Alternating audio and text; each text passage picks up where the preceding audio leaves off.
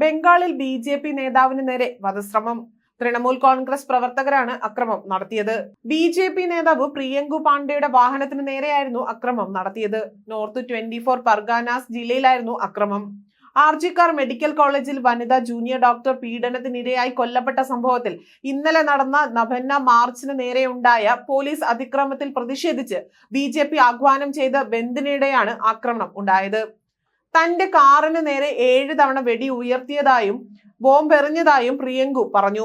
North 24 ജില്ലയിലെ ഭത്പാറയിൽ വെച്ചാണ് അക്രമം ഉണ്ടായത്. രാവിലെ 8:15 വീട്ടിൽ നിന്നിറങ്ങി മറ്റൊരു ബി.ജെ.പി. നേതാവ് അർജുൻ സിംഗിന്റെ വസതിയിലേക്ക് പോകുന്നതിനിടെയായിരുന്നു അക്രമം. വീട്ടിൽ നിന്നിറങ്ങി മിനിറ്റുകൾക്കുള്ളിൽ തന്നെ വാഹനത്തിന് നേർക്ക് അക്രമം ഉണ്ടായി എന്ന് പ്രിയങ്കു പറഞ്ഞു. 60 പേരോളം വരുന്ന തൃണമൂൽ ഗുണ്ടാ സംഘം ഇരച്ചെത്തി വാഹനം തടഞ്ഞ് ആക്രമിക്കുകയായിരുന്നുവെന്നും അവർ പറയുന്നു. പ്രിയങ്കുവിനെ വധിക്കുവാനായിരുന്നു അക്രമികളുടെ നീക്കമെന്ന് അർജുൻ സിംഗ് ആരോപിച്ചു. ആസൂത്രിതമായ അക്രമമാണ് നടത്തിയതെന്നും തന്റെ സുരക്ഷ പിൻവലിച്ച ശേഷമാണ് അക്രമം നടത്തിയതെന്നും പ്രിയങ്കു ആരോപിച്ചു. ഇന്നലെ നഭന്ന മാർച്ചിന് സർക്കാരിനെതിരെ വലിയ പ്രതിഷേധമാണ് നടത്തിയത്.